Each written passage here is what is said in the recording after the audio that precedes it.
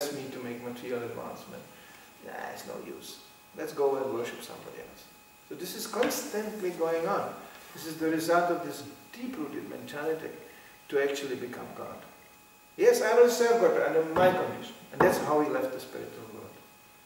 Because we have that individual minor freedom to make decisions of a minor kind. And when we do it in our own way, and we insist to serve Krishna in a particular way, it will be devotional service, but it will be, it's like driving a car with a handbrake on. You can drive, it's pretty stinky, you know. You can overpower the handbrake, but it's still there. Then you release the handbrake, you think, I make advancement, but you drive only in the first gear. That's already good. You are driving slowly and safely, okay. But there are more gears to come. To have devotional service coming to full bloom, one has to give one after another these ideas. Like Prabhupada could easily conclude, I'm too old to go to the West. I'm too old he could conclude, I'm too saintly to mess around with these filthy, dirty hippies. As Prabhupada said in one lecture, you know, I experienced times when coming here, he explains actually the mood of a sannyasi. He said, sannyasi, that's exactly what sannyasi is about. That you give up all personal consideration. Totally. Not, I want to do this, and I want to do that. Therefore, sannyasi should never have money. That's Bhaktisiddhanta's rule. No money for sannyasi, penniless. Brahmana means you give him money, immediately he gives for Krishna. No money. Not $18 million in a bank account. Immediately you start to think, well, I can help people with $18 million on a dollar. What would you do when you have $18 million on a bank account? You can start to think, well, I can serve Krishna this way or that way, or maybe I can just help people this way and that way. And immediately you come in a position of a controller, and after controller comes the little thing, and then you become an enjoyer. Even altruistic enjoyer, maybe, but altruism is nothing else as extended selfishness. I am the most charitable. Look, where did you get this 18 million from? You know, you didn't work for it, really. It was given to you. Everything is given to us, more or less. So this is sannyasi. No money. Bhaktisiddhanta went even so far, he said, sannyasi should never have even a return ticket. If people invite you to a program and they pay and you can travel, Bhaktisiddhanta did revolutionary things. He drove in a car, because there is even in an old Vedic context, sannyasi shouldn't even drive any vehicles, he should walk. That's not very practical for preaching in the West. Prabhupada said, no, we follow Rupa Goswami, and we follow that everything can be used for Krishna. But sannyasi should only respond to invitations. And otherwise he should just walk. And of course, he has the right to knock on Grihasta's door even uninvited. He has the right to do this. But he will be completely naturally received as a guest. And if not, he should keep on walking. He should never ask even for medicine when he is sick. If people spontaneously are not inspired to supply medicine and take care of him, he should die. He should, when he travels, he should never have a return ticket, he should fully depend. I can quote a story from Finland, where one of the most prominent preachers in Finland was ending up somewhere in Tampere, you know, standing in front of the train station after a long evening program in a local university, realizing that all the trains left and he will not get back to Helsinki. And he was getting very late. And he stood in front of this empty train station and was thinking, oh, the preaching program was so nice, but I forgot one thing, how to get back to Helsinki. Everybody wished me good luck and bade me farewell, and now I'm standing in an empty train station in the middle of the night. And suddenly, out of nowhere, a car came, and there was an Indian sitting inside, and he said, oh, Hare Krishna! Oh, yeah, I'm a member of the congregation. Yeah, please I can drive, you can stay with me all tonight, no problem. The problem was solved. That's in essence how sannyasi works.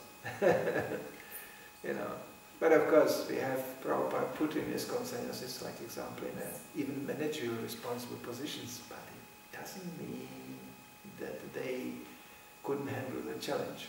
There's a challenge to it. What it means management, money and women. And fame comes behind. That's in sannyas anyway, packed in. How do you deal with that? You have to be completely aloof. Bhaktisiddhanta wrote one poem describing this big animal who sits on a Vyasasana. How they gave even this big animal a garment. Completely cynical thing. He thinks, look, now they put even big animals on a Vyasasana. It's neat. Amazing. But if I can kindly help you, as Prabhupada writes in his letters, you can read this, he said, if you kindly consider my assistance of some value, I'm ready to serve you to the limits of my capacity. That's the attitude. But who wants to be using the service of, because if I'm God, I don't need anybody's service, damn it. I will do my program. I will serve Krishna like this. And that's how it's going to happen. And then you have Shudra. Shudra will crash. They will all crash with this idea. Shudra will crash and will go, I could serve Krishna, I could do great things. If just people would give things to me, But nobody is assisting me. They are all idiots. Therefore, I could save you all, but if you don't want, fine. Vaishya, he will say, we could serve you even more if there would be more money, you see. We could just arrange things with the help of money. That's how Kshatriya's mercy is understood. Get the money first. I saw people with this severe Vaishya mentality. There are not so many actually. Most people are Shudras. But Vaishyas, they are quiet and they just cash in for years. And by the time they have like 2 million in bank account, they are suddenly very benevolent, very relaxed, extremely merciful. Yes. Come. My mercy is available. But first 2 million in bank account, that's important. Because in money we trust. That's the thing. Shudra, he will go, I would like to help you, but you don't like me, and I don't like you. That's how it ends up. And Kshatriya, he will simply grab things. He will occupy, he will get territories, and just mush up people on the way just to increase the territory. It's like and from the territory, first you finish everything and everybody, and you go, come, you're welcome. That's my territory now. That's Kshatriya thinking. I made it to my liking, you are welcome to my home. And Brahmana, he actually will like to teach you, simply to teach you and to assist you to make your life better. But he can also fall in Maya in that sense that he thinks himself far superior due to the mode of goodness he operates. That's the Brahminical Maya, which is, from others' point of view, very subtle, but it's also in Maya. So Prabhupada said the devotee has this particular quality that he makes himself more and more dependent on Krishna. Prabhupada demonstrated in his life, ultimately entirely helpless and totally dependent on Krishna. He was trying to achieve something which was practically impossible from a material point of view. But by Krishna's mercy, he said, either I will fail. He has said it many times later on. He said, yeah, if we strive for something very noble, nobody can blame us. We tried at least. And his devotees got criticized, they are misbehaving in the name of Sankirtan, in the name of this. Prabhupada said, well, at least we do something we can be criticized for. Those who are criticizing us, they don't do anything. So of course they cannot be criticized, but they don't do anything. That's actually even one materialist said, and some progressive materialist, he said, there is no even use to do anything you cannot be criticized for. Because as soon as you do something in this world, you will be criticized for it. That's the law. It's Kali Yuga. So devotee is not considering these things. The more we consider and make the priority the desire of Krishna and his spiritual master, the more we actually become really happy. Prabhupada said, look at these brahmacharis. They are lying here on the floor, they have not one penny. They are going out the whole day distributing my books, getting insulted. You know, yeah. They are socially meaningless, and they are so in ecstasy they can hardly sleep. How is it possible? It's completely crazy from a material point of view. You tell somebody, we will take your bed away, we will take your wife away, we will take your house away, and you will sleep here on the floor, and you will go whole day out and distribute books you hardly understand, and they will tell you you are an idiot. You will do that. And when you come home, you will be completely in ecstasy. You know, this is, you know, how to become happy in Krishna consciousness. And any of these fears and considerations, you know, me and mine, that was me, I thought about this, and this is my idea. The ghastly thing of speculation is that first you have to invent it. It's hard work to speculate. And then you have to protect it from other speculators because they will attack it. They will immediately debate. My speculation is, I think, it's better. And then immediately you have to debate and you have to protect that. And how come you guys full of this, you know, tensities and fears? Will my idea be obstructed? Will my concept fail because, you know, somebody will attack it? Because it's mine. It's me and mine. And therefore it's so difficult to do things. So if everybody would strive for the ultimate satisfaction of Krishna and his spiritual master, life would be so easy. There's some questions about it.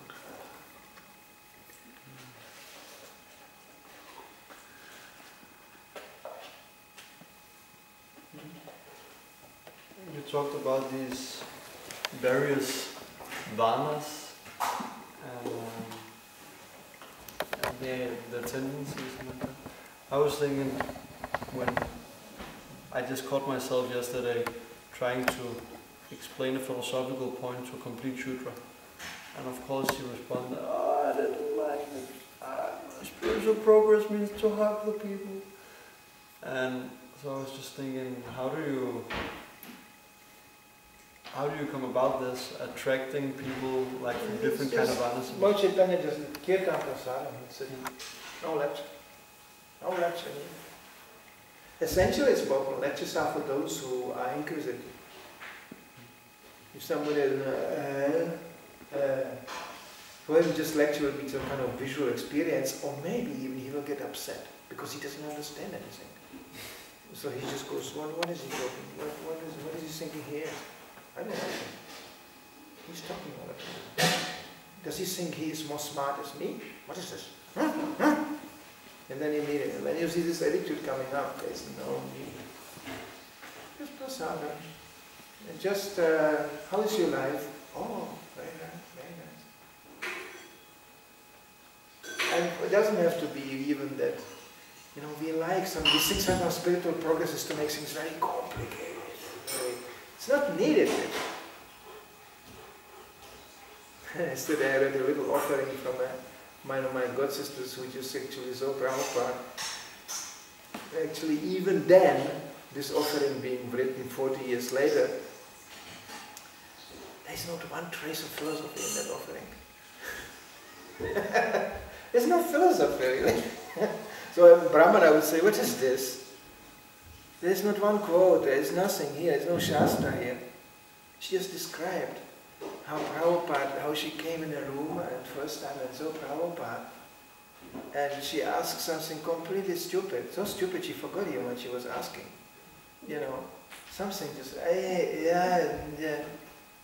And Prabhupada seemed to be kind of busy. But he stopped doing what he was doing. He looked at her and he said, he gave me the most beautiful smile I ever had. I ever got in my life. I never forgot the smile. It was oceanic. It was so, it just completely took over my consciousness. And his eyes were glittering, and I knew when I join here, everything will be alright. Protection. And that was Prabhupada preaching at that point. You know, And it's not something superficial or sentimental, you know. It's a deep, deep spiritual and philosophical base to it. So Prabhupada could translate the whole lecture into a smile. Because that's what that person could take. But because we think we are philosophers, now we have to punch it all and just... Everybody thinks, oh, that's me! And then, at best, you don't only fry people, but actually at best, you'll hit only a very limited audience of people who will respond. And we generally do that when we preach. Our audience is not unlimited. Some people will like us, some people will not like us.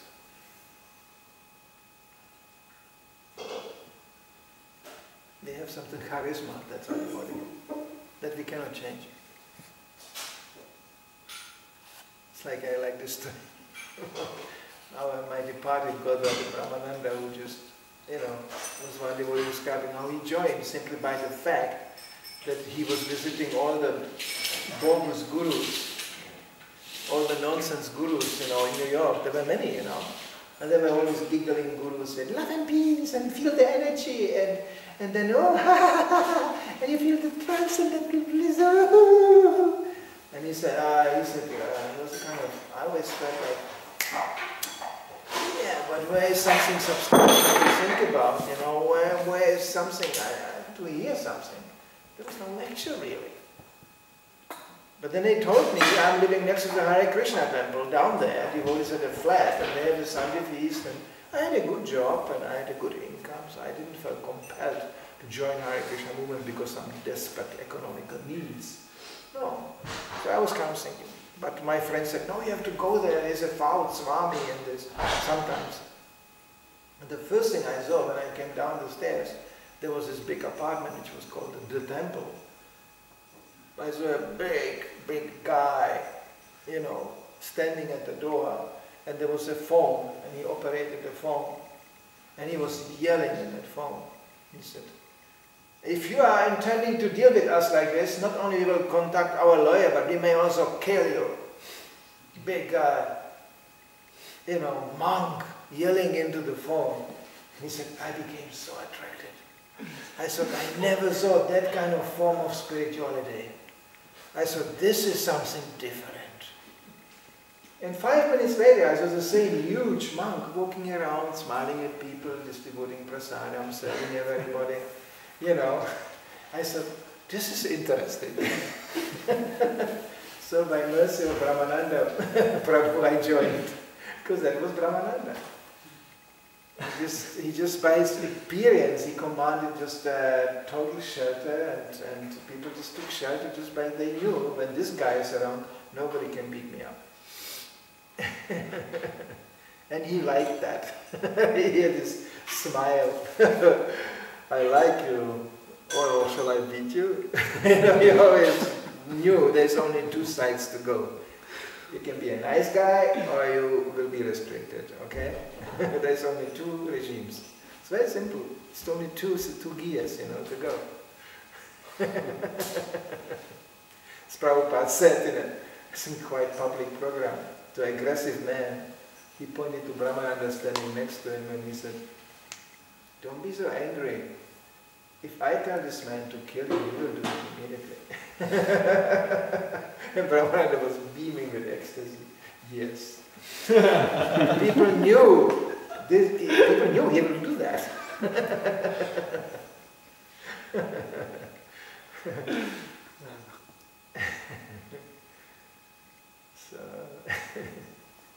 So there was different devotees with different relationships with Prabhupada. I just remembered I once heard a book distribution seminar by HG Manidhara Prabhu, and he was asked this question that when we meet people in the street, we try to give them like the essence of Krishna consciousness and like a tight pack. And he said, yes, sometimes the essence of Krishna consciousness is, hello, how are you doing? Smile. Yeah. This is the level. We are not even in times of Jesus Christ, who went up the hill, and there he spoke to the fisherman, and the fisherman came. There is a saint on a hill, he is speaking. Now you can stand on a hill, a pigeon will pass through on your head. Nobody coming. That's Kali Yuga. Not even a fisherman. Nothing. So therefore we have to go out and push and push and push, but in a nice way. Yes. It will be alright. Yeah. There's no way to find, it's very rare to find somebody you can follow logic, where you can discuss even some philosophy. It's very rare. Even amongst philosophical people. I had a personal experience in the University of Berlin, where I was coming there with a set of Prabhupada's books in German, visiting the chief of the Sanskrit Indian department of the university. It was close to the temple. So I thought I will also do some university preaching, and I took my set with German books. He already had a set from the library party, it was called, and that was the devotees headed by Satsvarup Maharaj, who were just traveling around the Europe. Prabhupada liked it very much, and they deposited whole sets of English sets of Prabhupada's books into the university libraries. So he already had such a set. So it was a nice man, kind. He had even a murti of Krishna on the table. And he was very, very kind and nice, very nice. But he explained to me he already has the books. He had only one problem. He said, what is this book? You see, I think I'm trying to learn Bengali because I don't understand this Chaitanya Charitamrita. What is this? The Supreme Lord. This because, in our dictionary, in a university is written that Chaitanya was a great Indian saint who went mad and drowned in the ocean. That's stated in the dictionary. It doesn't seem to be like that in this Chaitanya Charitamrita. But it's so intricate. I have to become a devotee. He understood actually that concept, that if you want to enter a more deeper knowledge, you have to devote yourself more. That concept he understood. Then the door went open, and his secretary came in, bringing some coffee, Young, blonde girl, Hey, professor, this is, we brought this, from the canteen, and you said you want a coffee with cream or not cream? The man lost the conversation immediately. Gone, totally gone, in front of my eyes. That professor disintegrated in a completely confused state of mind because of one blonde girl who came into the door. I was just watching it. I was a brahmachari. I was going, wow, that fast. No philosophy. No, everything. Whole discussion broke down, and he drank his coffee and I left. He couldn't continue because he was just, the girl, ooh. The senses completely out of control. It was a good lesson for me. I was going, wow, all glories to Sankirtan. Because they will learn to control your senses. We don't even understand what we are getting there, Because senses are so crazy. It's just, one object of senses, oops, they go. And they take the mind behind and the intelligence. The man was finished. We couldn't continue a discussion. So I kind of kindly departed, and that was it. So this is how it works in reality. So with kind of people like this, one we want to discuss. We have to be realistic. And that comes with maturity. One grows up. One knows not only to whom to talk about what, but also one knows how to engage people in Krishna consciousness. Because even you take a good person and you put that person in the wrong situation, it becomes a bad person. So the Varnashrama thinking in an initial stage, especially, it's very important that you can ascertain, this person could do this for Krishna best. And you can ask, what are you doing? What do you like to do? Oh, I like to make music for Krishna. Well, that's Shuddha. I want to build something for Krishna. That's Shuddha. I want to manage something for Krishna. Jiva Goswami had a really simple test for this, that. You ask a simple question, how did you came to Krishna? Why did you came to Krishna consciousness? Well, I was so miserable and I felt so bad. Well, that's Shuddha. Well, I came here because, I was interested. How madness, the whole thing. I mean, how do you manage, you know? You don't go to work or something like this, or who is paying for all this? Oh, that's Vaishya. And why did youth came to Krishna consciousness? Well, I want to know what is the structure and how is this managed and what is actually the management. It's a worldwide movement. How do you manage it? This Kshatriya. And I came here because of this incredible knowledge. It's far out. I read one shloka here. Amazing. Oh, Brahman. But that doesn't mean that each single one of them shouldn't be interested in philosophy. But there are degrees and there are limits. Once I asked our GBC this question, he said, well, if I'm in this one, then how come I like to preach? And he said, everybody should like to preach in this movement. But he will always ultimately preach from the level he is at. So the Shudra will go, come to this movement, you will feel good, you know. It's very nice, and the prasadam. And he can preach very effectively. He will, of course, attract similar-minded people. When somebody come, don't bother with money. Come to this movement. Krishna is the richest. That's the ultimate realization of a Vaishya. Krishna is the richest. He will preach like that. And the Kshatriyas say, it's total chaos out there. It's madness. Don't you see how people are exploited, unprotected, exploited? Join this movement, we can protect. We cannot protect, Krishna can protect.